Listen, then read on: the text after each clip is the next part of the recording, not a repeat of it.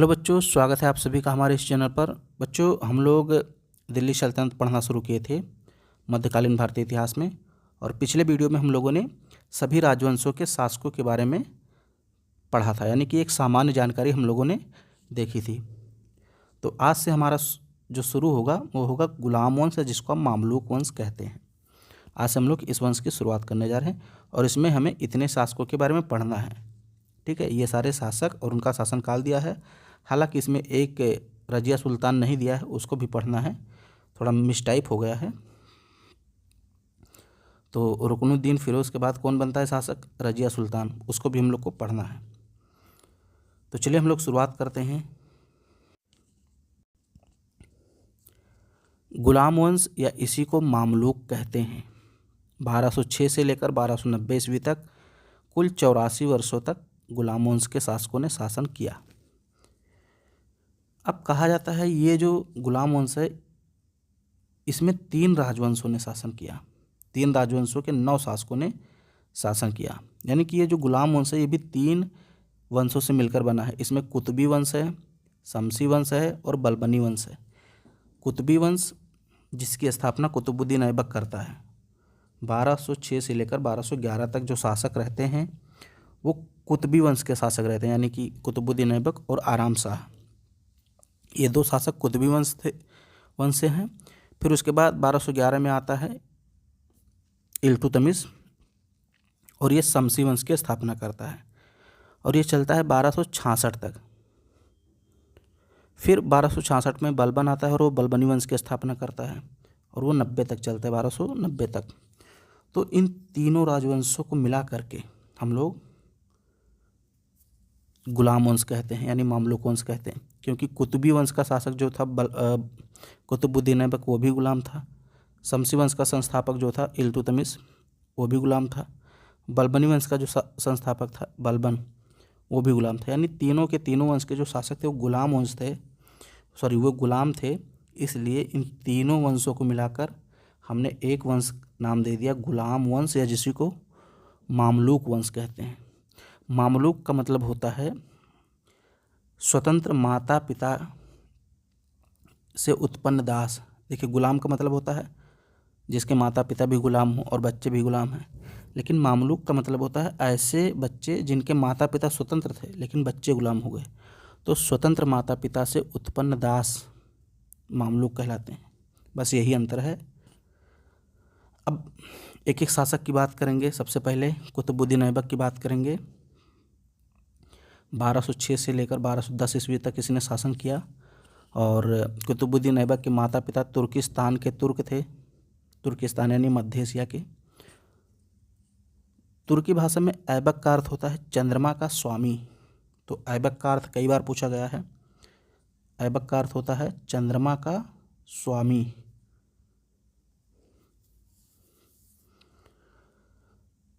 Mamluk शब्द के बारे में थोड़ा सा मैं बता दूं, हालांकि मैंने बताया ही है आपको पहले ही, वही चीज़ यहाँ पे लिखा है।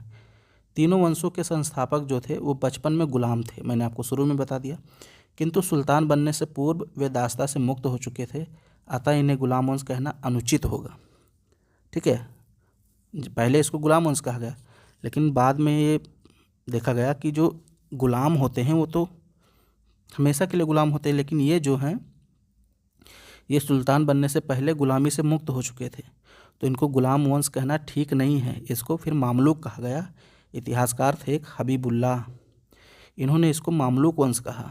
मामलूक अरबी भाषा का शब्द है जिसका अर्थ है स्वतंत्र माता पिता से उत्पन्न दास। ठीक है, तो बस मामलूक का मतलब ही दास होता है, लेकिन एक ऐसा दास जो स्वतंत्र माता पिता से उत्पन्न हुआ है। ऐबक को प्रारंभ में निसापुर फारस के काजी फ़खरुद्दीन ने दास के रूप में खरीदा था। ठीक है, ये काजी फ़खरुद्दीन थे। अब्दुल अजीज़ कोकी इनको बोलते हैं, काजी फ़खरुद्दीन। इन्होंने ईरान में, फारस को मतलब ईरान, फारस के एक शहर निसापुर में ऐबक को खरीदा था। काजी की मृत्यु के बाद मोहम्मद गौरी ने गजनी में ऐबक को खरीद लिया एवं उसे अमीर आखूर का पद दे दिया। अब थोड़ा सा यहाँ सुन लीजिए। ये जो काजी फ़खरुद्दीन हैं, इन्होंने सर्वप्रथम निसापुर में कुतुबुद्दीन ऐबक को ख़रीदा दास के रूप में और उसका पालन पोषण अपने बच्चों के साथ किया। लेकिन जब फ़खरुद्दीन की मृत्यु हो गई काजी फ़खरुद्दीन की, तो इसके जो बच्चे थे काजी फ़खरुद्दीन के, उन्होंने ऐबक को कहाँ बेच दिया? गजनी में बेच दिया। और गजनी में ख़रीदा किसने? गौरी ने ख़रीद लिया।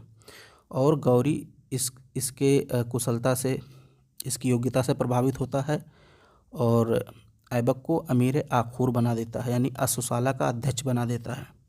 और यहीं से ऐबक की उन्नति शुरू हो जाती है। ऐबक का उत्कर्ष 1206 से 90 तक गुलाम वंश का शासक माना जाता है। ये 1206 से लेकर 1290 तक गुलाम वंश का पूरा शासनकाल माना जाता है, 84 वर्षों तक। और यद्यपि सभी शासक एक वंश के नहीं थे, कुतुबुद्दीन ऐबक को छोड़कर गुलाम वंश के सभी शासक तुर्की की इलबरी जाति से थे। अब ये क्या है? एक नया आ गया, इलबरी। अभी तक हम लोगों ने बात किया कुतबी, शमसी, बलबनी, तीनों वंशों से मिलकर गुलाम वंश बना था। अब यहाँ एक शब्द आ गया इलबरी। तो कुछ नहीं, इलबरी का मतलब होता है जैसे तुर्कों की कई जनजातियाँ थी, अलग अलग शाखाएँ थी तुर्कों की, तो उन्हीं में से एक शाखा थी इलबरी जनजाति। ये भी तुर्क थे, ठीक है। तो कहने का मतलब ये है, कुतुबुद्दीन ऐबक को छोड़कर जितने भी शासक हुए सब इलबरी जनजाति थे। गौरी ने कुतुबुद्दीन ऐबक को तराइन के दूसरे युद्ध के पश्चात 1192 ईस्वी में भारतीय प्रदेशों का सूबेदार नियुक्त किया। तो ये जो कुतुबुद्दीन ऐबक है, इसके गुरु कौन थे? गौरी। मोहम्मद गौरी ने ही कुतुबुद्दीन ऐबक को सारे भारतीय प्रदेश दिए थे 1192 ईस्वी में। 1192 से 1206 ईस्वी तक ऐबक ने गौरी के प्रतिनिधि के रूप में कार्य किया। याद रखिए, 1206 ईस्वी तक ऐबक स्वतंत्र शासक के रूप में नहीं कार्य करता है, गौरी के प्रतिनिधि के रूप में कार्य करता है। जब 1206 में गौरी की मृत्यु होती है, तब कुतुबुद्दीन ऐबक गुलाम वंश की स्थापना करता है। सत्ता की स्थापना। अजमेर, कन्नौज, कालिंजर को जीतने का श्रेय कुतुबुद्दीन ऐबक को जाता है। कुतुबुद्दीन ऐबक ने 25 जून 1206 को मोहम्मद गौरी की मृत्यु के बाद लाहौर में स्थानीय नागरिकों के अनुरोध पर सत्ता ग्रहण की। तो सत्ता कब ग्रहण की? 25 जून 1206 को, जब गौरी की मृत्यु हो गई उसके बाद लाहौर के जो सरदार थे या जो नागरिक थे, उन्होंने मोहम्मद कुतुबुद्दीन ऐबक को सत्ता ग्रहण करने के लिए बुलाया। और वहीं से, लाहौर से ही दिल्ली सल्तनत की शुरुआत हो जाती है।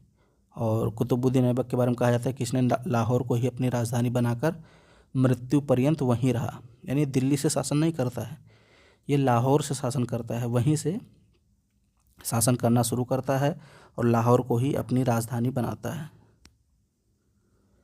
ऐबक ने बुंदेलखंड के शासक परमर्दी देव को पराजित किया था। पदवियां और वैधानिक स्थिति। कुतुबुद्दीन ऐबक को भारत में तुर्की राज्य का संस्थापक माना जाता है। वह दिल्ली का प्रथम तुर्क शासक था। याद रखिएगा, दिल्ली का प्रथम तुर्क शासक कुतुबुद्दीन ऐबक था, तुर्की राज्य का संस्थापक था, गुलाम वंश का संस्थापक था। कहा जाता है ऐबक ने सुल्तान की उपाधि नहीं ग्रहण की थी। ये बहुत इम्पोर्टेंट है, इसने मलिक और सिपह सालार की उपाधि ही धारण की थी। मलिक और सिपह सालार की उपाधि धारण की थी। सुल्तान ये अपने आप को नहीं कहता था। इसने ना तो अपने नाम का खुतबा पढ़वाया और ना ही अपने नाम से सिक्के चलवाए। इसी कारण इसे दिल्ली का स्वायत्त सुल्तान नहीं माना जा सकता। ठीक है, इसको दिल्ली का स्वायत्त यानी स्वतंत्र सुल्तान नहीं माना जाता था। क्यों? क्योंकि ये सुल्तान की उपाधि धारण ही नहीं करता है, ना तो अपने नाम के सिक्के चलवाता है, ना तो अपने नाम का खुतबा पढ़वाता है। गौरी के उत्तराधिकारी गियासुद्दीन महमूद ने उसे सुल्तान स्वीकार किया और 1208 ईस्वी में दास्ता से मुक्त कर दिया। ठीक है, कहा जाता है जो कुतुबुद्दीन ऐबक है इसको दास्ता से मुक्ति कब मिली? 1208 ईस्वी में। मोहम्मद गौरी का एक उत्तराधिकारी था गियासुद्दीन महमूद, इसी ने इसको सुल्तान स्वीकार किया और दास्ता से मुक्त कर दिया। हालांकि ऐबक खुद को कभी सुल्तान नहीं कहता है। सम्मान और उपाधियाँ। तो गियासुद्दीन महमूद ने ऐबक को दास्ता से मुक्त करते हुए प्रतीक के रूप में एक छत्र भेजा और इस सम्मान को लाने वाले हसन निजामी थे। ठीक है, तो गियासुद्दीन महमूद कौन था? मोहम्मद गौरी का एक उत्तराधिकारी था और इसी ने ऐबक को दास्ता से मुक्ति दी और एक तोहफा भी भेजा, छत्र भेजा, सम्मान भेजा और ये सम्मान लाया कौन था? हसन निजामी। ऐबक की उदारता और दानशीलता के कारण इसको लाख बख्श कहा जाता है। लाख बख्श मतलब ये लाखों का दान देने वाला कहा जाता है। ये जो ऐबक था ये दानी था, लाखों का दान करता था, इसीलिए इसको लाख बख्श कहा गया। हाथियों का दान करने के कारण इसको पील बख्श कहा गया। ये देखिए पील बख्श और यहाँ लाख बख्श। कुरान का अत्यंत सुरीली आवाज़ में पाठ करने के कारण इसको कुरान खान भी कहते हैं। मतलब ये कुरान को रट लिया था और उसको बहुत अच्छे से गाता था, उसकी आयतों को पढ़ता था बहुत अच्छे से सुरीली आवाज़ में, तो इसको कुरान खान भी कहते हैं। मिन्हाज सिराज ने ऐबक को हातिम दित्तिया भी कहा है। तो ये इसकी उपाधियाँ हैं सब, लाख बख्श, पील बख्श, कुरान खान, हातिम दित्तिया। तो कुतुबुद्दीन ऐबक को हातिम दित्तिया किसने कहा? मिन्हाज सिराज ने। संरक्षण और वास्तुकला। तो हसन निजामी ताजुल मासिर का लेखक था और फ़क्र मुदब्बिर अदब उल हर्ब का लेखक था। इन दोनों को ऐबक ने संरक्षण दिया। याद रखिएगा ऐबक के दरबार में दो इतिहासकार रहते थे, बहुत ही फेमस इतिहासकार थे। एक तो हसन निजामी और दूसरा फ़क्र मुदब्बिर। तो हसन निजामी है, इसने ताजुल मासिर ग्रंथ लिखा है और फ़क्र मुदब्बिर जो है, फ़क्र मुदब्बिर ये अदब उल हर्ब लिखता है। इन दोनों को संरक्षण दिया था ऐबक ने। फिर दिल्ली का जो कुतुब मीनार है उसकी नींव भी ऐबक ने ही रखी थी और ख्वाजा कुतुबुद्दीन बख्तियार काकी की स्मृति में। अब आप पूछेंगे ये कौन है ख्वाजा कुतुबुद्दीन बख्तियार काकी? तो ये एक सूफ़ी संत हैं, सूफ़ी संत हैं चिश्ती सिलसिले के, और इन्होंने ही इनकी याद में ऐबक ने कुतुब मीनार की नींव रखी थी। बाद में इल्तुतमिश ने इस कुतुब मीनार को पूरा करवाया। कुतुब मीनार का प्रयोग आरंभ में अजान के लिए किया जाता था। तो ये देखिए ये कुतुब मीनार की डिज़ाइन है।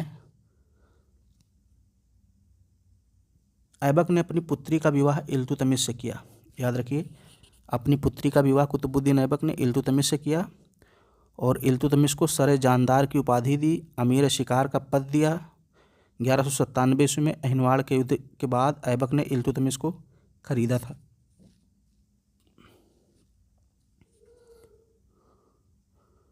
तो इल्तुतमिश को कौन कौन सा पद दिया? सबसे पहले सरे जानदार। सरे जानदार का मतलब एक प्रकार से बॉडीगार्ड। इल्तुतमिश को कुतुबुद्दीन ऐबक ने अपना बॉडीगार्ड बनाया था, सरे जानदार बनवाया था और फिर अमीर शिकार का पद भी दिया था। ऐबक ने दिल्ली में राय पिथौरा के निकट शहर बसाया। यह मध्यकाल में निर्मित दिल्ली के 7 शहरों में प्रथम था। तो राय पिथौरा शहर किसने बसाया दिल्ली में? ऐबक ने। अजमेर के निकट कुतुबुद्दीन ऐबक ने चौहान सम्राट विग्रहराज चतुर्थ द्वारा बनाए गए संस्कृत विद्यालय को तोड़कर 2.5 दिन का झोपड़ा बनवाया। तो ये देखिए 2.5 दिन का झोपड़ा, ये जो है ऐबक ने बनवाया था अजमेर में। ठीक है, 2.5 दिन का झोपड़ा। और कहा जाता है इस झोपड़े से पहले यहाँ पर संस्कृत विद्यालय था, इसको तोड़कर बनवाया गया था। और संस्कृत विद्यालय किसने बनवाया था? चौहान वंश के एक सम्राट थे विग्रहराज चतुर्थ, उन्होंने यहाँ पर संस्कृत विद्यालय बनवाया था। बाद में इस संस्कृत विद्यालय को तोड़कर 2.5 दिन का झोपड़ा बनवाया गया, जो कि एक मस्जिद थी। 2.5 दिन का झोपड़ा क्या था? एक मस्जिद थी। अब कुछ लोग कहते हैं कि ये जो मस्जिद थी 2.5 दिन में बन गई थी, इसलिए इसको 2.5 दिन का झोपड़ा कहते हैं। कुछ विद्वानों का कहना है कि यहाँ पे 2.5 दिन का एक मेला लगता है, इसलिए इसको 2.5 दिन का झोपड़ा कहते थे।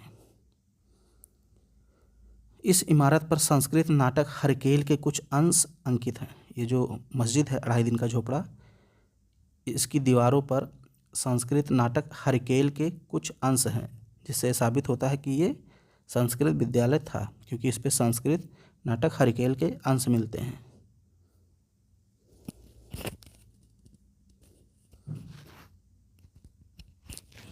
अब पूर्वी भारत अभियान।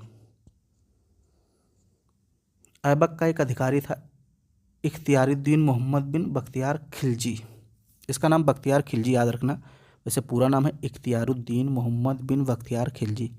कहा जाता है इसने बिहार और बंगाल पर आक्रमण किया और नालंदा विश्वविद्यालय को जलाकर नष्ट कर दिया, और वहाँ पे जो दुर्लभ पांडुलिपियाँ थी वो भी जल गईं। इसमें बंगाल में सेन वंश का शासक था लक्ष्मण सेन। बंगाल में कौन शासक था?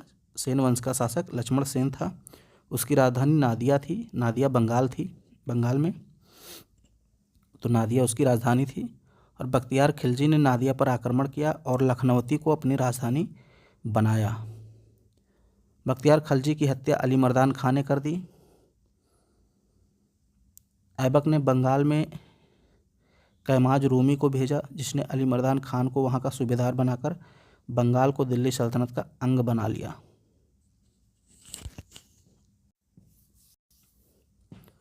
कूटनीतिक और कूटनीतिक रणनीतियाँ।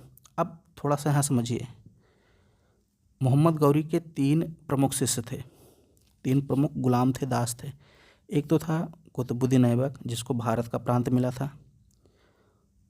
मोहम्मद गौरी का दूसरा गुलाम था कुबाचा, और तीसरा था यलदौज। तो जब मोहम्मद गौरी मरा तो उसके पहले उसने भारत वाला जो क्षेत्र था वो ऐबक को दे दिया था। काबुल, कांधार, मुल्तान का जो क्षेत्र था, सिंध वाला जो क्षेत्र था, वो कुबाचा को दे दिया था, और गजनी का क्षेत्र यलदौज को दे दिया था। ठीक है, तो अब यलदौज, कुबाचा ये लगातार दिल्ली पर अपना अधिकार करने की कोशिश करते रहते थे। तो कुतुबुद्दीन ऐबक को इनकी समस्याओं का सामना करना पड़ा था, यलदौज और कुबाचा का। तो कुतुबुद्दीन ऐबक ने इनसे बचने के लिए, इनके आक्रमण से बचने के लिए इनसे वैवाहिक संबंध स्थापित कर लिए। यानी किसी से अपनी बहन की शादी कर दी तो किसी की बेटी से खुद शादी कर लिया। इससे क्या वैवाहिक संबंध स्थापित हो गया और इसने अपने साम्राज्य को आक्रमण से बचा लिया। कुतुबुद्दीन ऐबक ने गजनी के ताजुद्दीन यलदौज की पुत्री से विवाह कर लिया और अपनी बहन का विवाह सिंध के शासक नासिरुद्दीन कुबाचा से कर दिया। यलदौज और कुबाचा दोनों मोहम्मद गौरी के गुलाम थे। तो इस प्रकार इसने वैवाहिक नीति अपनाई, यानी कूटनीति अपनाई, और अपने साम्राज्य को बचा लिया। ऐबक की सबसे बड़ी सफलता यह थी कि उसने गजनी से संबंध विच्छेद कर लिया और भारत को उसके प्रभाव से मुक्त करा लिया। तो ये जो गजनी का शासक ताजुद्दीन यलदौज था, ये दिल्ली को अपने अधीन मानता था, लगातार धमकी देता था कि हमारी अधीनता स्वीकार करो। लेकिन कुतुबुद्दीन ऐबक ने क्या किया, इसकी पुत्री से विवाह कर लिया और इसका एक प्रकार से दामाद बन गया। फिर दोनों में शांति स्थापित हो गई। तो इधर गजनी, इधर दिल्ली, इधर सिंध, ताजुद्दीन यलदौज की पुत्री से विवाह किया और नासिरुद्दीन कुबाचा से अपनी बहन का विवाह कर दिया। तो दोनों को शांत कर दिया। वजीर पद का प्रचलन ऐबक ने किया था और फ़ख्र मुदब्बिर ऐबक का पहला वजीर था। ठीक है, ऐबक का वजीर कौन था? पहला वजीर फ़ख्र मुदब्बिर था। और ये भारत के मुस्लिम राजनीतिक विचारक भी थे। 1210 ईस्वी में कहा जाता है लाहौर में चौगान यानी पोलो टाइप का एक खेल था। चौगान खेलते समय घोड़े से गिर जाने के कारण ऐबक की मृत्यु हो गई और लाहौर में इसको दफना दिया गया।